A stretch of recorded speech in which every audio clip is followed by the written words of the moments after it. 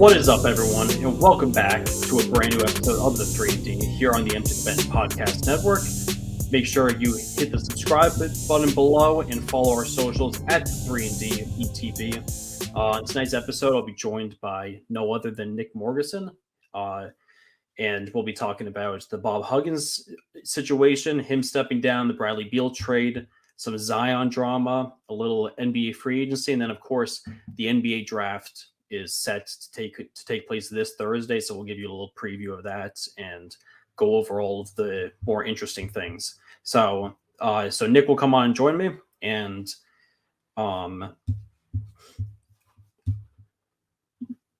hey, there we go. What's going on, Paul? How's it going? Oh man, I'm glad to have this show. This is the first time we've actually gotten to talk on your show since I was on your show on another place. But no, I'm glad. I'm stoked. You know, I'm an NBA guy just like you, so this is great. Let's go. Absolutely. And a little bit of a pause there. Had to figure out the all the different things with StreamYard and that like adding people, and kind of forgot how to do it after all that time. But we're all set. We're all good. So NBA is in full force, obviously, with the NBA draft coming around, and the NBA season finally came to an end. We talked all about the Nuggets winning the championship last week, but now kind of the fun begins, and we saw a very interesting trade happen yesterday that we'll get into first. But before we do any of that, first things first, we'll jump into some college basketball. So obviously the news of the weekend was Bob Huggins is stepping down as head coach of West Virginia. He's retiring. He was pretty much forced to step down because because of his DUI charge over the weekend. This is his second DUI charge. We saw him get kicked out of Cincinnati for the exact same thing back in the mid-2000s. But Bob Huggins, one of the all-time winningest coaches in college basketball history, I believe he's in the top 5, was going to turn 70 this year. This also comes just a couple months after he used a homophobic slur during an interview to describe Xavier fans, which was not a good look. People thought he was going to get fired after that. They decided to discipline him, but he was not let go, and then this happened. So this was the end of the straw for him. He was head coach of West Virginia for 16 seasons since 2007. Before that, he was at Cincinnati for 16 seasons from 1989 to 2005. And he spent one season in between at Kansas State in the 06-07 season. Also, as we said before, also stepped down from Cincinnati due to DUI in 2004.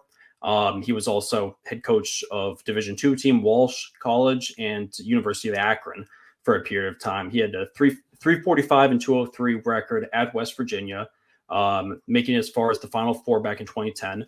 He also took Cincinnati to the Final Four once, and took them to the Elite Eight twice. So, he was elected to the Basketball Hall of Fame last year, which comes, perfect timing. If he was going to do any of this stuff, it comes after he's elected to the Hall of Fame. So this can't go against him in potential voting. But he was elected to the Basketball Hall of Fame. He was from Morgantown, West Virginia, too. That was his team. He played for a little while at West Virginia, and that's basically the rundown on Bob Huggins. He's got an illustrious history. And Nick, what did you think about the entire issue and, the way that West Virginia went about it? I mean, he's had issues in the past. You've talked about this. I've talked about this.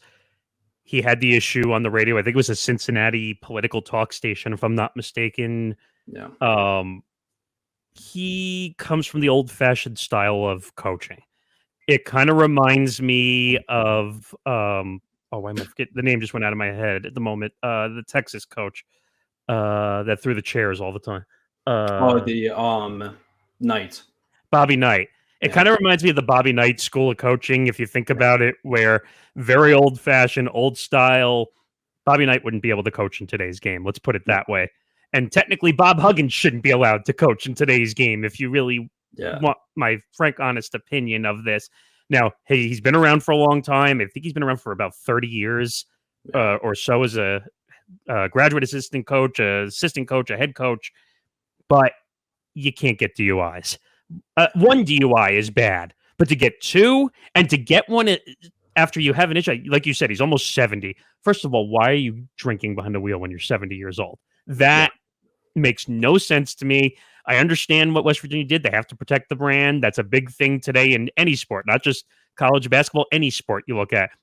We have to protect the brand for what it is. And he was making quite a bit of money as the head coach. And if I remember correctly, he also had a stipulation that if he got another DUI, I think his contract was basically turned on its head, basically, right? Yeah, pretty much. That's what when he went to West Virginia, obviously they put that factor into his contract because, once what happens with one school and you end up getting kicked out again, they didn't want him to do it. But he's long had a drinking problem. That's been like a known thing around West Virginia for a while. I mean, obviously he had a DUI and he blew a 0.2, I think, of blood alcohol content, which is pretty 0.21 officially. Yeah. 0.21, which is pretty insane because what is it, like 0.08 is the legal limit. So let's just say he was triple the amount intoxicated almost. Yeah. So the dude wasn't just like a little bit buzzed, like he was off the charts, but he was far gone. Let's put it that way. He was very far gone, but he probably has like a high tolerance where 0.2 doesn't even feel like that much. But you're probably right. I mean, the way this looked, this is not a good look. We talk about PR. We talk about how things look. I mean, in the NBA or professional leagues, it seems like people get away with way more than they do. But now you can't get away with stuff in college because you're shaping the kids and even though I was telling you this before the show, that drives me insane. That coaches are treated like they're the pinnacle of these careers. It's not. It really isn't. I mean, he's a coach. He's in it like for himself, like these young kids are trying to get to the NBA. It's the same thing. He's just there as a name. Exactly. No, it's true. And he's the one who gets paid too. He gets paid the big bucks to recruit all these guys, and he's done a great job. I mean, like he did a great job at Cincinnati, did a great job at West Virginia. He was a really good head coach. Never made it to the national championship, but made it to 2 different Final Fours. And he had the respect of his players too. Like a lot of his ex-players came out and, took his side on it. Not saying that the DUI was not saying the DUI was good, but saying that they're going to remain in his corner and help him in any way that he needs. He has a strong relationship with a lot of his players. Credibility. Yeah, he's got a lot of credibility. I saw another. I saw a couple of people reaching out. I know Marquise Noel, who obviously never even played for him. He tweeted something today saying that that playing against him, he was nothing but respectful. So it's tough to see, but it doesn't come that shocking. I was surprised 2 months ago that he kept his job after what he said on the radio show. I thought that he was going to be fired. I thought that was going to be a definite, that he was going to either be fired and he'd have to step down, probably retire. But the second we saw this come up on our phone screens, we're just like, yep, his career is pretty much over. I mean, his career is a dumpster fire at this point. I hate to say it, but like when we look back at players' careers or coaches' careers, when they do one dumb thing, when we look at John Morant, which you talked about last week and we talked about on our show over the last couple of weeks, he's 23 years old. He's destroyed his career already with 2 gun incidents. I mean, don't get me wrong. Is he a top 10, top 15 player? Maybe, yes.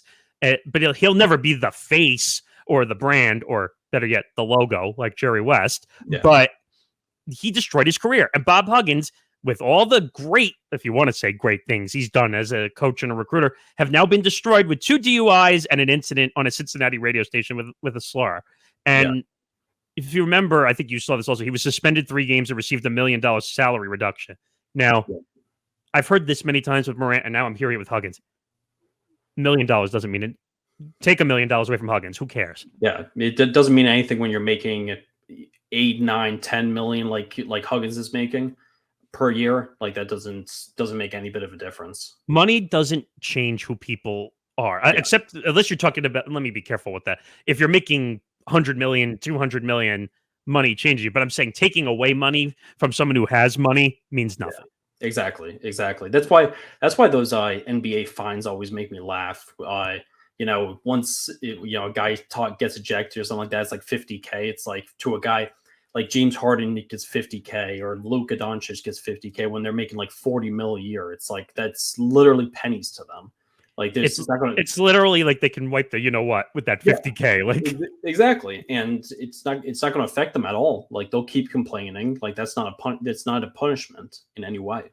To them, the fine means nothing because the fine is not significant enough to mean anything. I mean, in my opinion, like for the Morant situation, if they had fined him for the whole year and cost him $40 million, then maybe we're talking a whole different situation. Exactly. Like if he had to sit out the entire year unpaid, that's a big punishment. I mean, what are we talking about? 7-8 million for Morant, I think, at this point with 25 games. Exactly.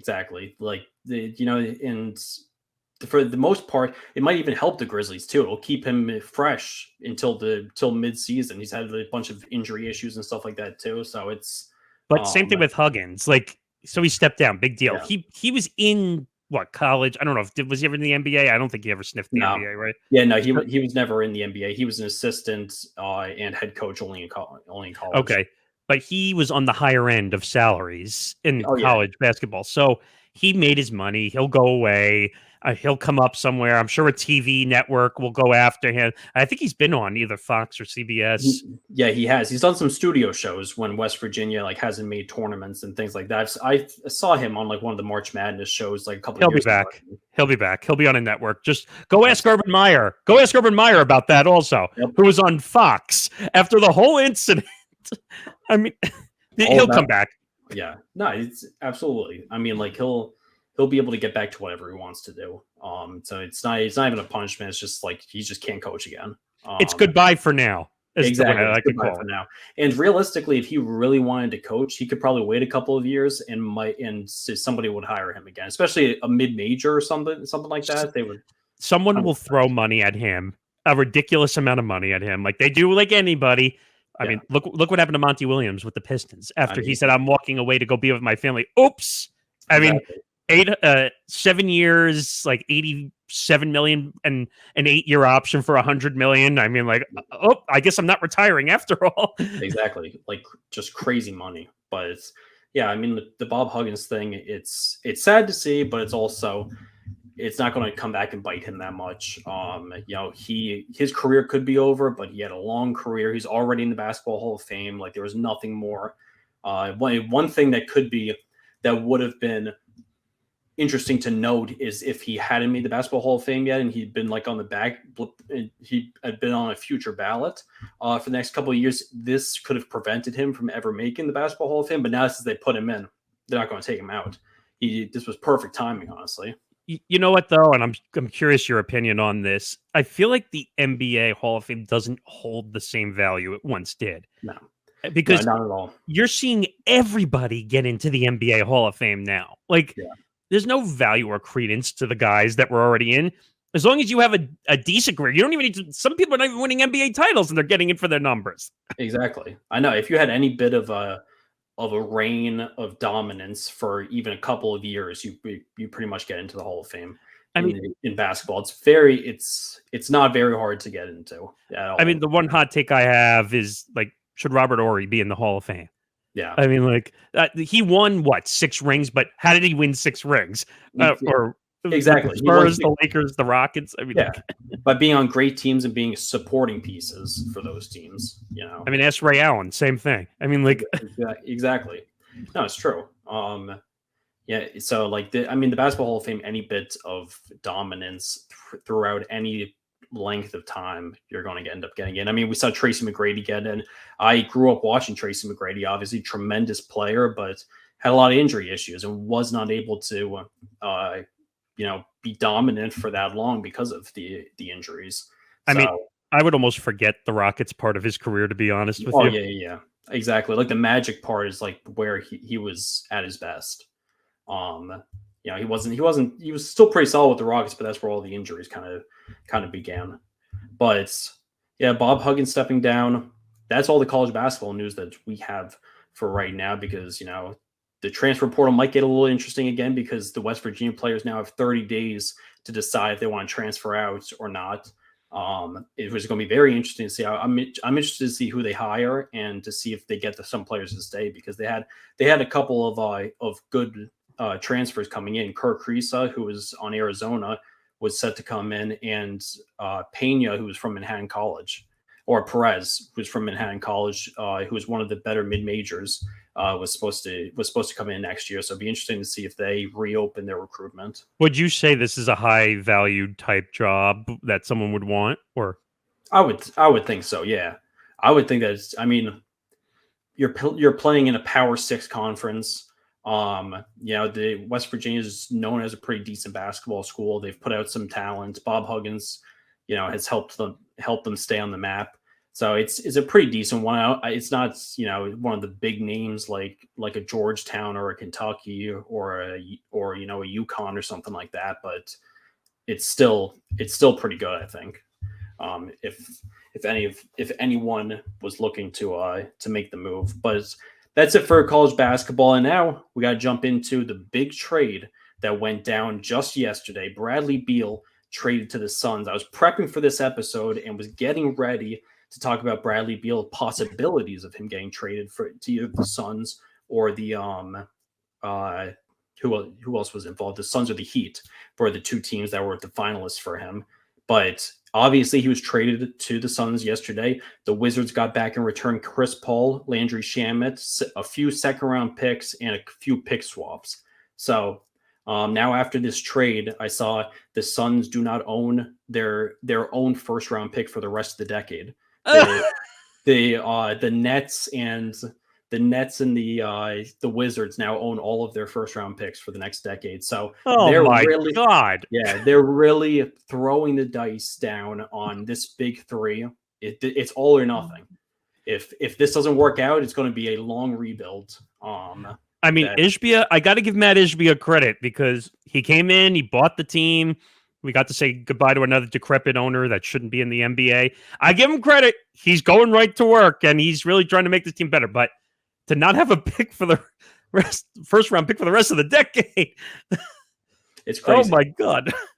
It's insane. It's absolutely insane. But this is what the teams do. I mean, like we saw last offseason, Timberwolves sent like 5 first-round picks to the Jazz for Rudy Gobert. I mean, what a mistake that was. That was a huge mistake. But these teams are so desperate for another impact player if they feel like they're close. And it's going to be interesting to see if this even works out. I mean, you got 3 guys who are go-to scorers now with Durant, Booker, and Beal. None of them run the offense. Either none of them are true point guards that can facilitate the offense. So they're going to have to sign probably a veteran point guard. I don't know who's going to be out there, but like they're going to have to sign one that's pretty cheap. And they also have no bench right now. After making that trade, I think almost their entire bench is free agents this offseason. And there's also another thing here. The cap, $164 million in those 4 guys. I mean, they're Steve Cohening their cap right now. Sorry for baseball people. But my point is 4 guys at $164 million. They're way over the cap. They're in the tax. And the new CBA now gives you harsher penalties for being over the tax threshold too, which is part of the reason why certain teams didn't want to go in on Bradley Beal, because he was getting paid a lot of money. And even though he was a player that can put a team over the edge, their salary cap would have gone up extensively and they would have got taxed like crazy. And he just signed a new deal recently or last year. He just did. Yeah. He's getting paid over 40 a year. Him, Booker, and KD are all getting paid over 40 a year. They all signed extensions. Beal signed to the extension with the Wizards last offseason, and then Durant, 5 years, $250 million. He literally just like that ink is not dry yet. Still, that's $50 a year. Yeah, he's getting paid $50 a year, which he's not worth, by the way. Yeah. I mean, 5 years, $250. There's very few players that are worth that, but it's interesting now. You got to feel for Chris Paul a little bit because he just gets thrown around. He's the throw in on every one of these trades when a team is trying to upgrade. Well, there were rumors that they were the deal was done, but they were looking for a third team. I guess that never happened, though. So, apparently the third team they're going to incorporate later on. Apparently, their goal is to trade Chris Paul to like another team. And the Clippers are an early favorite. They're very interested in bringing him back.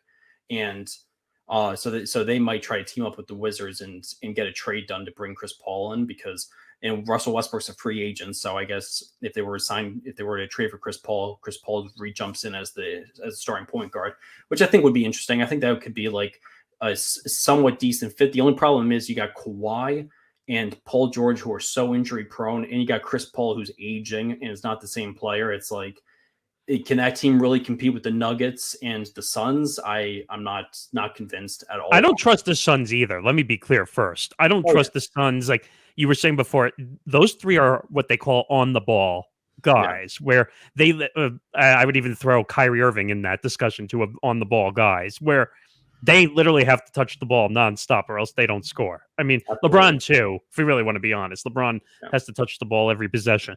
Bradley Beal, I'm not the biggest fan of his game. I think he's a little overhyped, to be quite honest. And the Wizards, he was the big star. He couldn't do it. Now he's going to a team. He KD'd himself out of Washington. Yeah. As bad as that sounds. Yeah. No, exactly. And all three of them aren't going to be able to average 25 a game, too, like they've done throughout their careers. I mean, Bradley Beal won the scoring title a couple years ago, averaging 31 a game. He's not going to get anywhere close to that.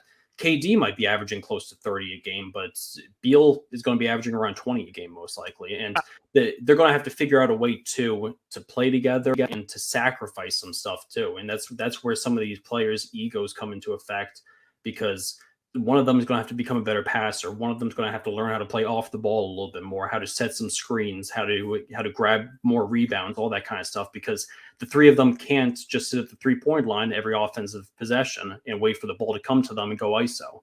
It doesn't work that way. It doesn't work that way. And if you look at the Celtics were really the last big three. And I know people are going to say, well, what about the Miami Heat? Well, the Miami Heat one, even though they won, did not work very well. It was pretty much big three, but LeBron holds the ball. Yeah, exactly. I mean, with the Celtics, that was a true big three in a natural sense, because Kevin Garnett was not going to stand out on the 3-point line. He was either going to shoot from the elbow at 15 feet or he was going to drive the paint. Paul Pierce had some range, but he could drive the ball too. And Ray Allen was a range guy who could hit from three. That was probably the best big three you're ever going to see, because they didn't do the same things. Exactly. With the Suns, they all do the same thing. Yeah. KD is going to pop and drive. Bradley Beal, I don't think he's really much of a 3-point guy, to be honest. I think he's either an elbow or drive guy. And Booker, I don't know what Booker is, to be honest. He's like an in-between guy. Yeah, he's like an all-around great scorer. It's true. I mean, it's very similar to when the Nets brought James Harden in, and it was Harden, KD, and Kyrie. Those were three guys who were all on the ball. Harden learned a little bit how to be a high assist guy, how to become a better passer, and that kind of stuff. So it is a little bit different. In that sense, I feel like this is more extreme. But obviously, you got three superstars on the same team. People are going to, you're going to be one of the favorites. And it's, if they can lock in and figure out and put together a decent supporting cast of veteran players, and the three of them can learn to play together, it is going to be pretty dangerous, because you got three extremely dangerous scorers on the court in crunch time, and you're going to have to figure out a way to guard all of that. Okay, but who's your number one? That's the problem you're going to run into. Is KD going to expect to be the guy that touches the ball in the last possession, or is that Devin Booker? Is it Bradley? I wouldn't go to Bradley Beal as a number one. Sorry, I just would not. I think Bradley Beal's probably the three. That's what I think. Yeah, KD is probably the one, and Booker's the two, and Beal's the three. If that's the way I would put it. Especially, I mean, with everything that KD has accomplished in the NBA in his career and stuff like that, there's no way that he's not the number one. Even though this is Booker's team, Booker kind of like built this team. He's, KD is definitely the guy that I think they would build it around. So obviously, this makes things a lot more interesting. Just a few days after the Nuggets got to celebrate their championship too, they find out about the Suns. I don't think they really care, to be honest with you. I don't think they're too worried. I think the Nuggets are a really, really good team. My thoughts on it is, okay, three superstars, great. let's see what they do this offseason. Let's see what bench players they bring in and what depth they kind of bring in, because they literally have, I think, 4 or 5 guys under contract. They've got DeAndre Ayton under contract too. Landry Shamet was one of their only bench players that wasn't going to be a free agent this offseason. So pretty much their entire bench is going to hit free agency. They're going to have to bring a lot of guys back, and they don't have draft picks, obviously, as we said too. So that's the problem. I mean, and also the other thing that to bring up, one guy that had a no trade clause, Bradley Beal. Yeah. Yep. Which was unheard of, because you don't really hear that in the NBA. I'm surprised. Like quite a few years ago, no trade clauses were a thing in the NBA. Now I think everyone wants to be traded every 5 seconds when their team doesn't work out after year 1. I mean, that's the problem. No one wants to build teams anymore in the NBA. It's either, well, if my team stinks, I'm going to go run off and be with another star. Yeah. And the other thing, I was looking at his contract numbers. They go up every year. It's not a even contract the whole way. So 2023, 2024, 40, almost 47, 2024, 2025, over 50. Season after that, almost 54. Yeah. And then 26, 27 player option, 57. Yeah.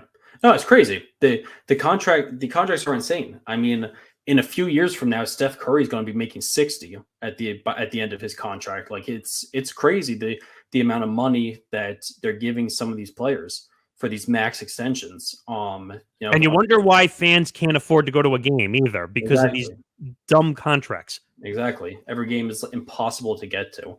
But it's going to be interesting. I mean, you got 3 high caliber guys, and you're going to have to figure out a way to put it together. They just brought in Frank Vogel as well. So, everybody has their opinion on Frank Vogel. I don't think he's amazing, but I think that he's decent. That's a lot of ego to deal with, though. It is. But he was able to win a championship with the Lakers with all the ego that they had on that team. So even though it was in the bubble, I mean, whether you want to count a bubble championship as, everybody has a different opinion. It's either the hardest championship of all time or the easiest championship of all time. Everybody has an argument either which way. So I'm not going to get into that. That's a topic for another day. But I think the Bradley Beal situation is interesting, and it definitely shakes up the West a little bit. And I mean, don't get me wrong. Are they going to compete and be a heavy favorite? Yes. I don't know if the chemistry is going to work. Yeah, no, that's what the main question is going to be. And for me, a big question is going to be their depth too. Like, what is their bench going to look like? What if one of those 3 guys goes down? They need somebody to slot in. Like, what kind of bench players are they going to get? Those are all going to be difference makers too, because Durant's not playing the full season. Oh, no. Durant's going to play probably about half the season. He gets injured for months at a time. So we're talking about freak injuries with Durant too, not just your simple sprain of an ankle. Like, we're talking about like my favorite. Well, I should say my favorite, but when he slipped on the floor with the sweat, and that put him out basically the whole season. I know, it was crazy. And even Bradley Beal, though, too. Bradley Beal has had injury issues over the last few years. I mean, if it was it completely injury issues, or was it the Wizards were out of contention, so they kept him out for extended periods of time? I don't know really what it is, but he's missed some time over the past several years, and so you can't bank on any of those guys being completely fully healthy. So I think they'll be competitive, but this doesn't make them the favorites to win the NBA title right off the bat. Agreed. Yeah. So jumping over to some more news, NBA free agency is going to be beginning in a couple of weeks. Obviously, the NBA draft is this Thursday, July 1st. NBA free agency begins. And some big news that obviously hits just today. Draymond Green is set to reject his $27.5 million player option, and he's going to be an unrestricted free agent now. This is a move that kind of surprised me, because I did not think he was going to be able to make more than that on the open market. I mean, he would have accepted it if he knew that he wasn't going to be able to make that. So there's somebody out there that may be looking to sign him for $30 million, which is pretty insane. But he's going to test the market. He's going to test the market, and I feel like there's a high likelihood that he leaves the Warriors and goes somewhere else. What do you think about it? I mean, what we just talked about, Bradley Beal's money. And some of the other guys' money that's out there. this is not a surprise now that we had some time to discuss these contracts. So someone will give him 30 and possibly 35. It's not going to be, we're not talking about long term. We're talking about maybe a 1+1, maybe with Draymond Green, where play one. And if they wanted maybe a player option for another one. Yeah. But who's going to take on the ego? I feel like Golden State is what he knows and where he belongs, really. Now, he's a little too over the top for my liking at times, even though I like opinionated people. I get it. He does a podcast and he has a big mouth and that gets him in trouble at times. But I also agree with you that I don't know if he's going to find $30 million out on the market. Yeah. It's going to be interesting because I don't think he's worth that. And I don't think he's that kind of player that he's worth $30 million, but him and his agents probably, I guess, might know something that we don't. There was the rumor about the Lakers being interested in him for him to team up with LeBron. Only problem is, if they sign him, they got to let Russell walk. They got to let Austin Reeves walk, and they're not going to be able to afford any of those guys. So that's kind of the decision that they would have to make. I mean, I really just I can't imagine teams being willing to give him more than $27.5 million. So that's why it surprised me so much. I thought he would have opted in. But do you want to deal with his ego? That's the other problem. And his attitude. Yeah. That's part of the reason why I don't think he's going to get $30 million. Obviously, he's a great defensive player, but he doesn't put up great numbers. He's been on a decline over the last several years, and he's got a huge ego. Is such a crisis on the court to have to deal with. It's tough to see somebody being like, okay, we need a Draymond Green. Let's give him $30 million to even if it's just for 1 year. I mean, if you're going to take him, you got to take him for at least 2 at that money. Yeah. I mean, because you're not taking him for 1 year. I mean, I don't know. I can't even think of very many teams. I could think of one team, but you won't be happy with me. Johnny won't be happy with me. Hank won't be happy with me. Because I could think of a certain owner who will do that thinking that they're making a big splash. Yeah. But and by the way, I wouldn't recommend that. Yeah, no, I wouldn't recommend it either. I'd be very upset if the Knicks got any bit involved with him.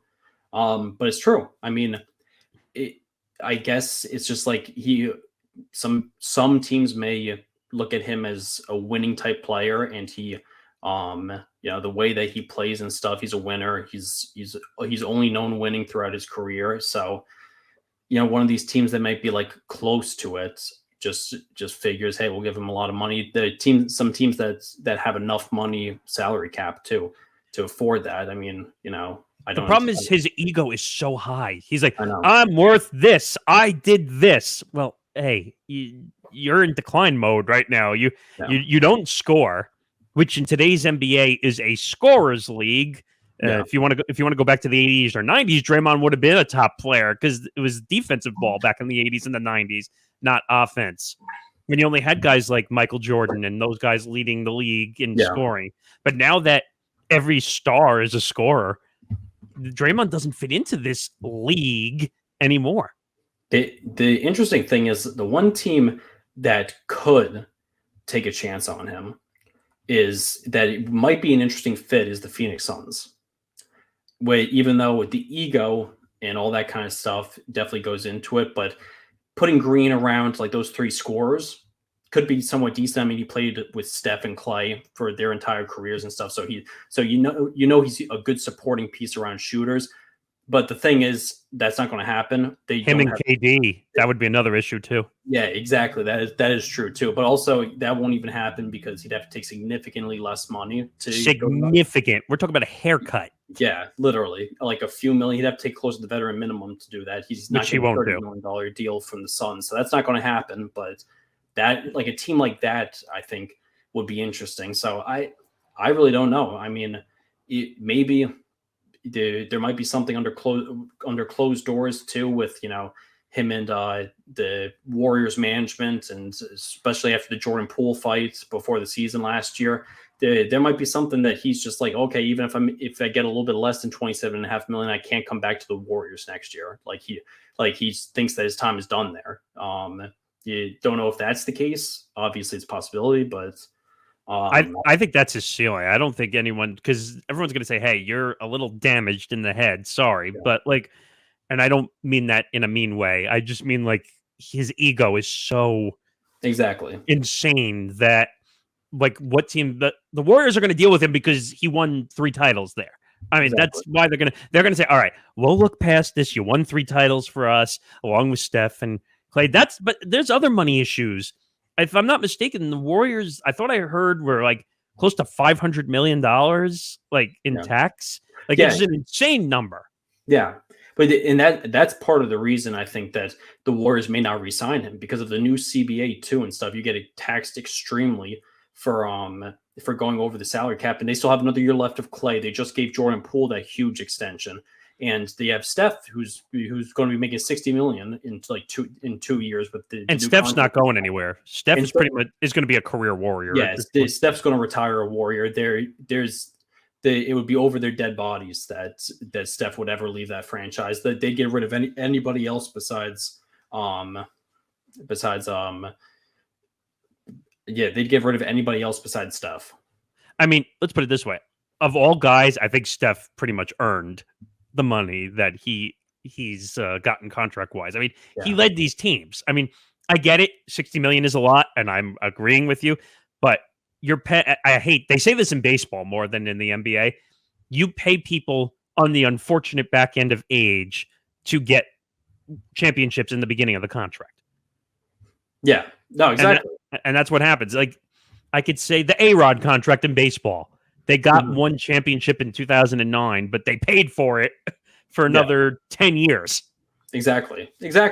That's the thing. And if does that justify it for you? You know, I guess every franchise has a different opinion, but it's like, does one championship justify a 10-year contract where you're stuck with a guy for a lot of years, but he helped you win that one championship?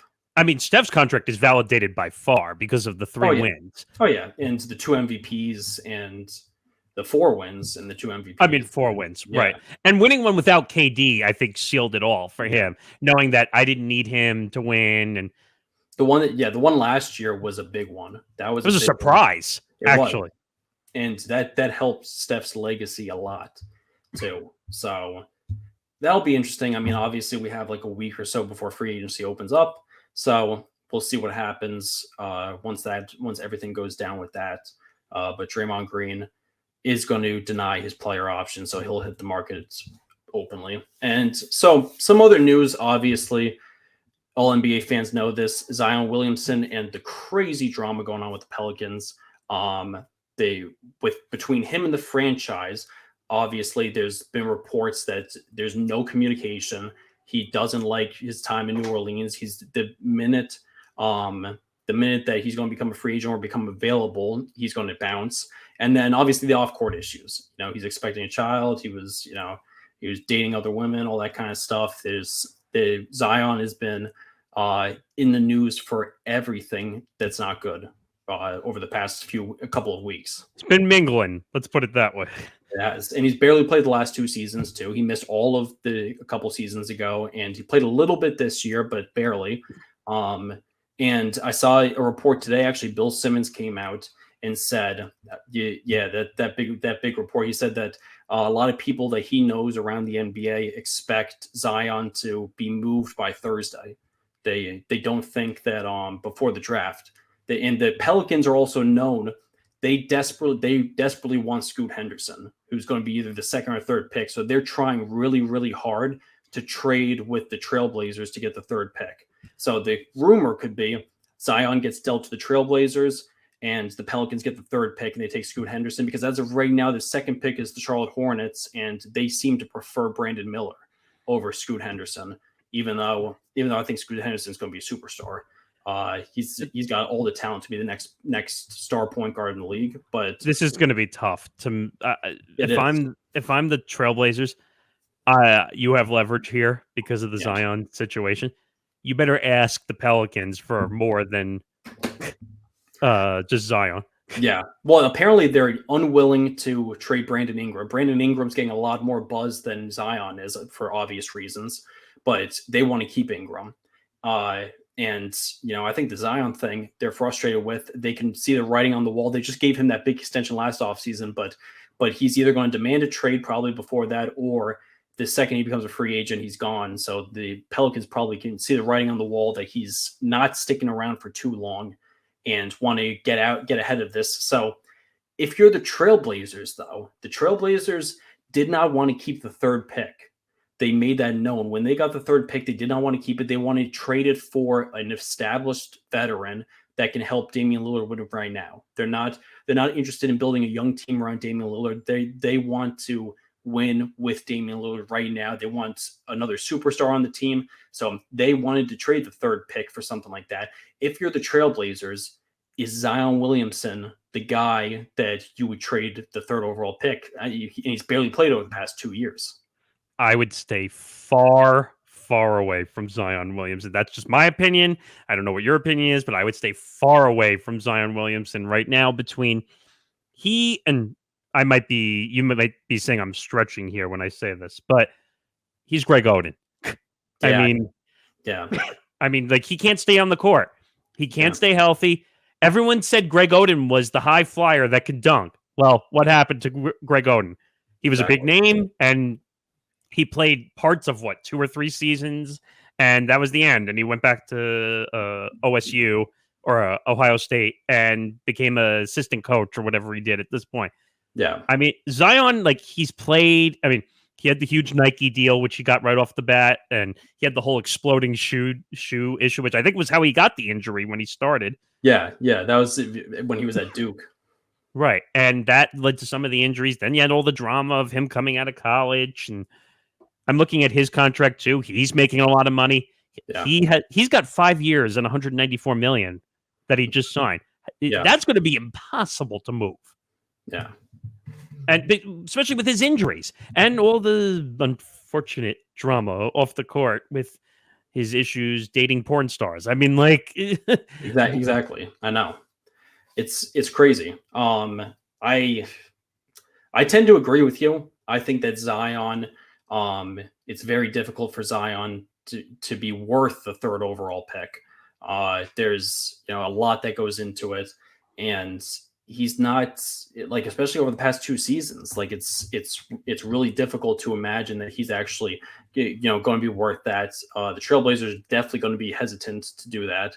I think it's just a really interesting situation all around. I mean, there's 1 or 2 teams. The Pistons might be in on that one. Maybe that's a team I could see Zion. I know Zion probably doesn't want to go there, but that might be his only destination of option. I mean, they might be willing to make moves. I mean, heck, they just signed their new coach, Monty Williams, to a player contract. So they're obviously looking to put money out there to go. But yeah, the Zion situation is bizarre, injury or not. I don't. I wouldn't. He'd be on my list of don't touch with a 10-foot pole.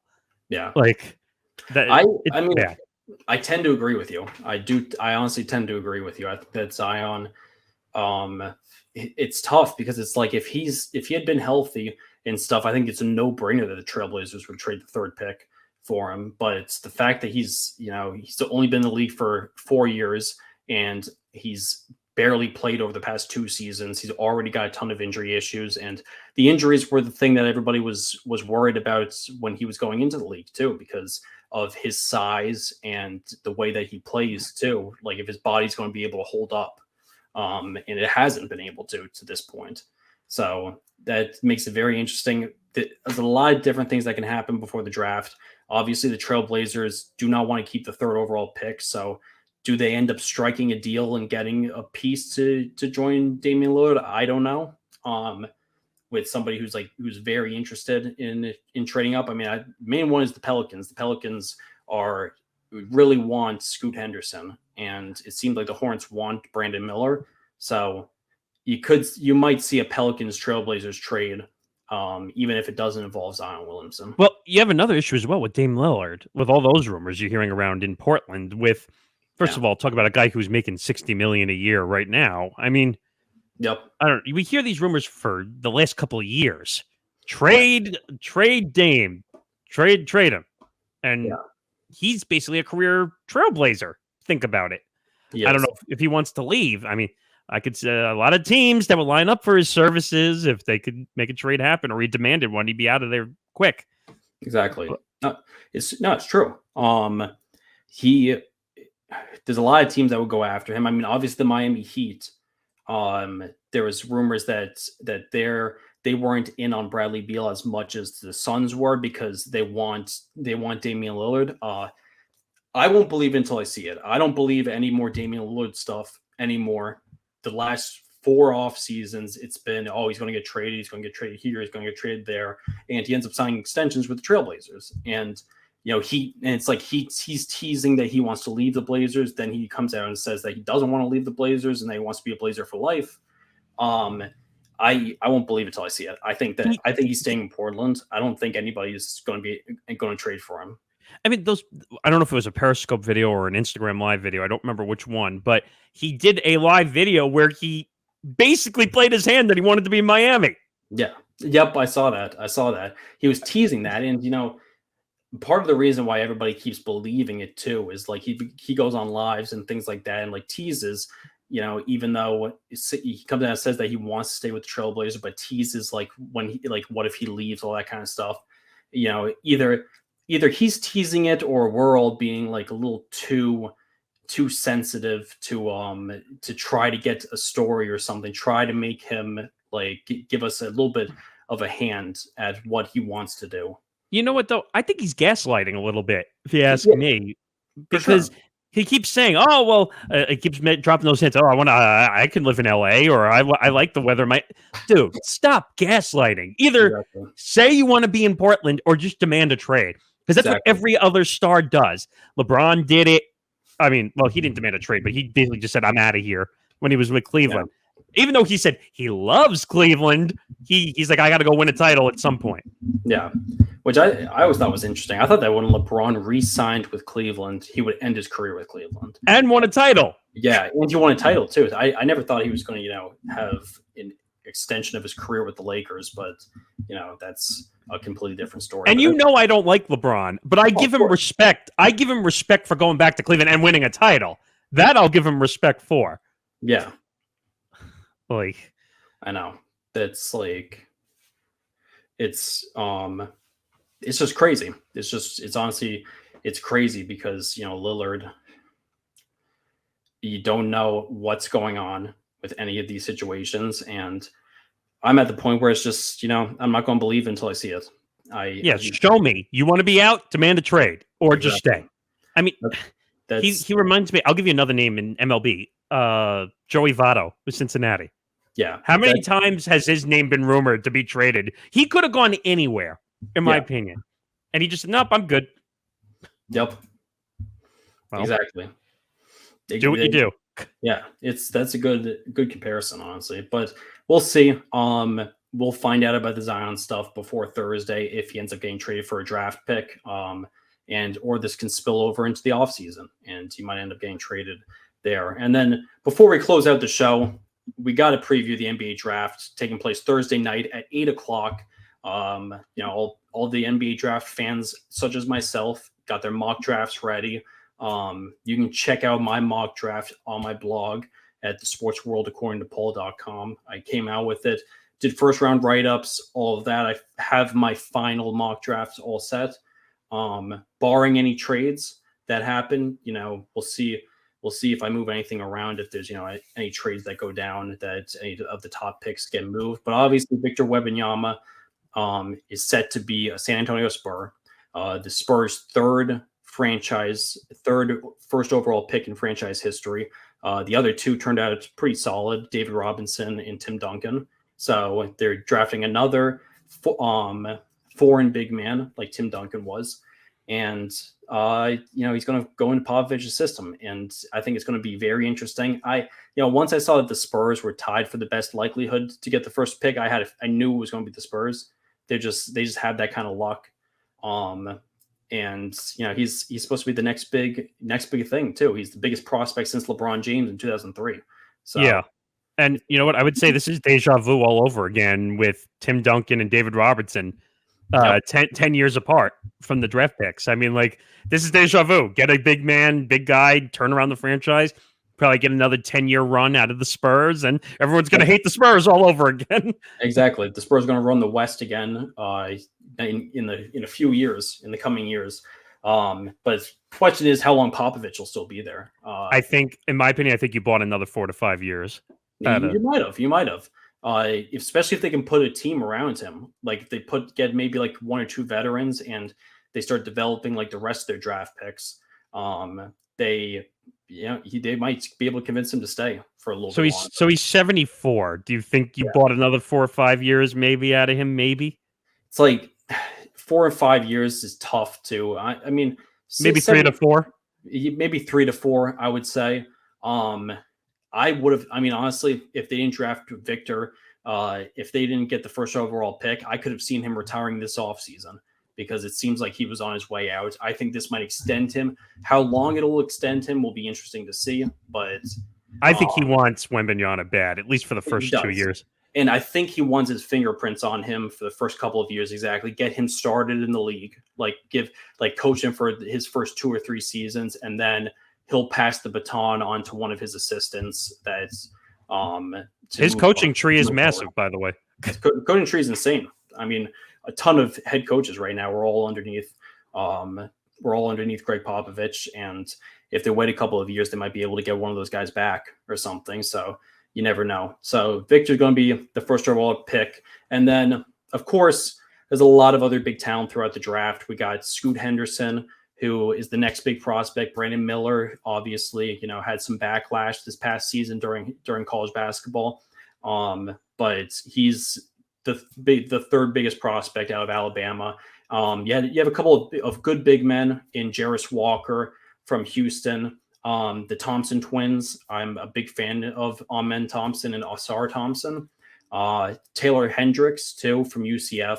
He's got some talent. Cam Whitmore, Anthony Black. I think that one thing I thought was very interesting, too, I think that a really good fit would be Anthony Black at 8 for the Wizards. I think that, he can kind of take over that backcourt for, obviously Bradley Beal's not there anymore, but can kind of become the star of that backcourt. After what the Wizards did, they're going to have to use that 8th pick very wisely. And I wouldn't be surprised if they're a team that's aggressive to trade up to 3 too.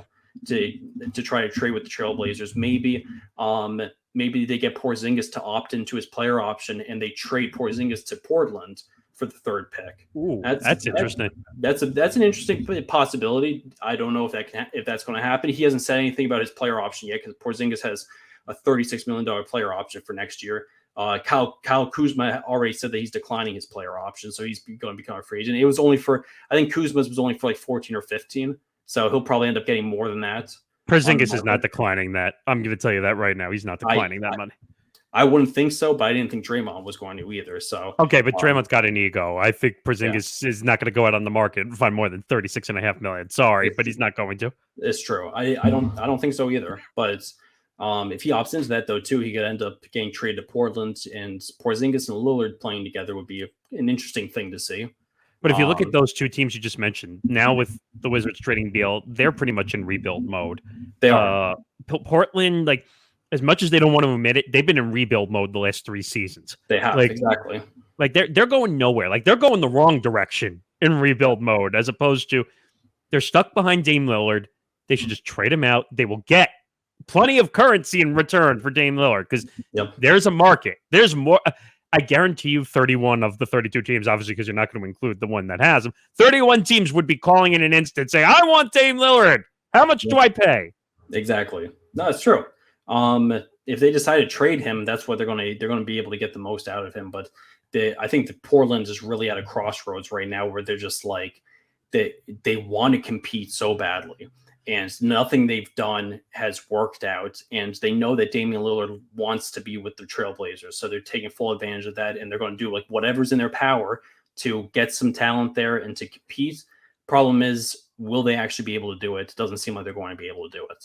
I mean, I haven't used this phrase in quite a long time, but the Trailblazers are half pregnant. Yeah. Yep. Basically, they can't decide: do we go? Do we not? Do we compete? Yeah. Do we spend the money? Do we not? Well, technically, they are spending the money. They gave Damian Lillard 120 million over 2 years. Yeah, I mean, exactly. They pretty much spent their cap on Dame Lillard, if you think about it. Exactly. No, it's true, and it's very interesting. It's going to be interesting to see what they do. I mean, obviously, the NBA draft is going down Thursday night. We got so many possibilities with trades that Portland's looking to move to third pick. So look for the Wizards to maybe be in on it. Look for the Pelicans to definitely be in on it. Apparently, they're very hungry about it. And the rumor around the NBA is Zion might get moved by Thursday. So it's all interesting stuff to take a look at and get ready for this week. Obviously, the NBA draft we always see like one or two pretty solid trades on draft day that happen during the draft. Some decent players getting moved around. We might see Zion get moved during the draft. You never know. So it'll definitely be interesting to see. But that's going to do it for another episode of the 3&D. I want to thank everyone for tuning into the Empty the Bench podcast network for my 4th episode. Once again, make sure you like and subscribe to this channel and follow the social at the 3&D ETB. We'll be putting out content all week from this episode. You can rewatch the episode now on YouTube tonight when it debuts. And in case you missed the entire episode, we'll be putting out bits of the highlights and stuff throughout the week. So make sure you follow at the 3&D ETB on Instagram, Twitter, and like us on Facebook so you can stay up to date. Hope everyone has a great night, great rest of the week, and the countdown is on. NBA free agency is almost here, and the NBA draft is Thursday night. So we'll probably have plenty to talk about. Also, don't forget the live stream. That's the plan. We're going to probably try to go live. At least the two of us will try to go live across the network to do at least round 1. Maybe we'll do round 2. We'll see how long it goes, but that's the plan. Yeah, that's going to be the goal, is to have a live stream. So definitely tune in on that. Nick, anything else you want to add? No, I think that's pretty much it. I can't wait. NBA free agency, in my opinion, is the most fun time out of all the free agencies. And Absolutely. What do they call it? The non-legal tampering period. That's my my favorite phrase of NBA free agency. All right, Who do you want to play with? Who do you want to play with? Oh wait, we can't do that, but we do it behind closed doors. So yeah, no, it's very true. So have a great night, everybody, and we'll be in touch Thursday night. The NBA draft. Come check it out with Empty the Bench.